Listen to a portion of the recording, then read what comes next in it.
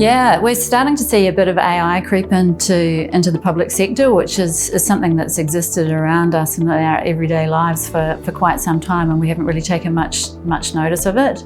But it's certainly starting to appear across the public sector in small forms, with the implementation of large language models, particularly ChatGPT, which everyone became a household name in just under a year ago. It's really brought that type of technology to the forefront of how we operate. Mixed reactions when it first turned up. Some organisations were cautious about using it, so shut it down until they put some policies in place.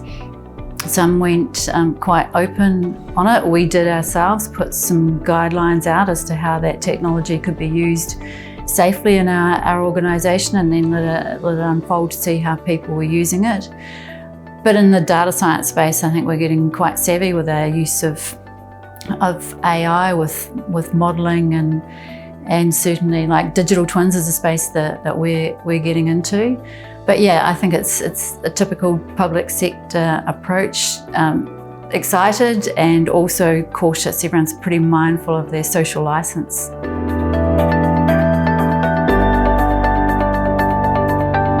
So we've invested quite recently in a modern data management platform. So like a lot of the public sector, we've gone with Snowflake, and the reason for that is having all our data in one platform is critical for us to realise value from it into the future, but also in how we govern it and manage it safely. So we're gathering up our data from the four corners of the organisation and in the process of migrating it to the platform, also opening up the possibilities for our scientists. So opening up the data lake capability as a place to experiment with data, so people are able to use the tools and technologies that are available, not limiting the science by what was previously possible. So managing our data as an asset and using the technologies is one key initiative.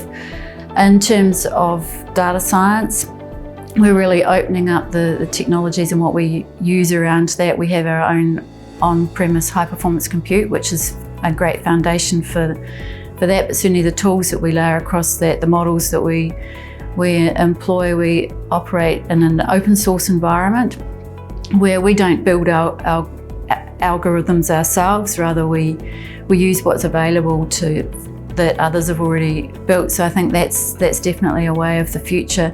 None of us have got big enough shops that we can afford the people or the time to build our own models in the way that we might have in the past. So now it's very much embracing what's out there, using it, finding what works best for us, and going higher and faster as a result.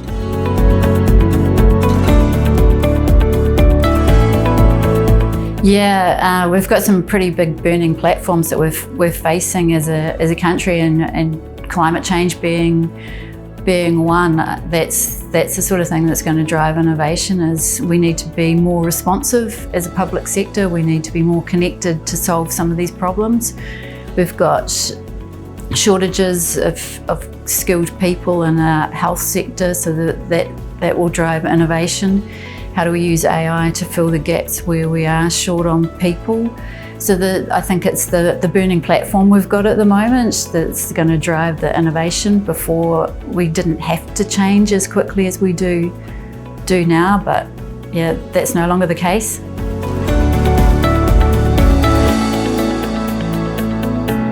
Yeah, a skill shortage is a problem right across the public sector. And because a lot of us are going on the same journey at the same time, we're all looking for the same people. So like as I touched on, we're implementing Snowflake, but so's at least half of town doing the same thing. The rate of change has a big impact, like the skill sets that people had 5 years ago aren't necessarily the relevant skills for today. Technology is certainly driving that. So we're all struggling and all battling, trying to get relevant skills for the technologies and the ways of working of today. it's a challenge that's not easily overcome. So that's what we've seen in the last little while, of people moving around from one agency to the next.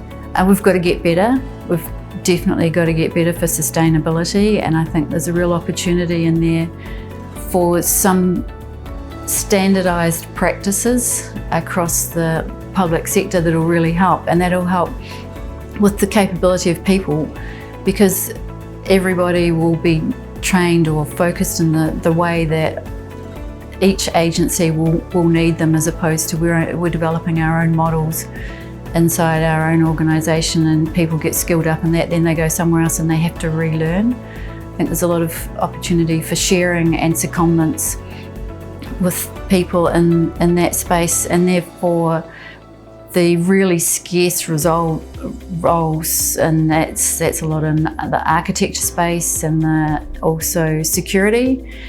We can be sharing people like that across organisations will really help us.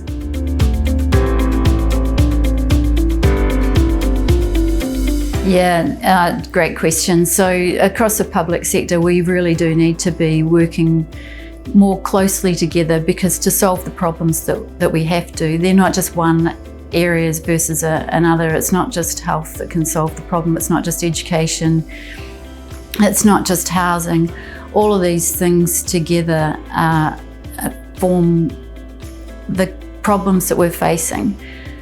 The solutions are multi-pronged, so we need to be working closer together. We need to be having more joined up conversations, and certainly having events like this helps get us in the room and gets a collective thinking going, and it's great to meet people in other organisations that are like-minded, and it's through the relationships and collaborations that we build that'll help us move forward.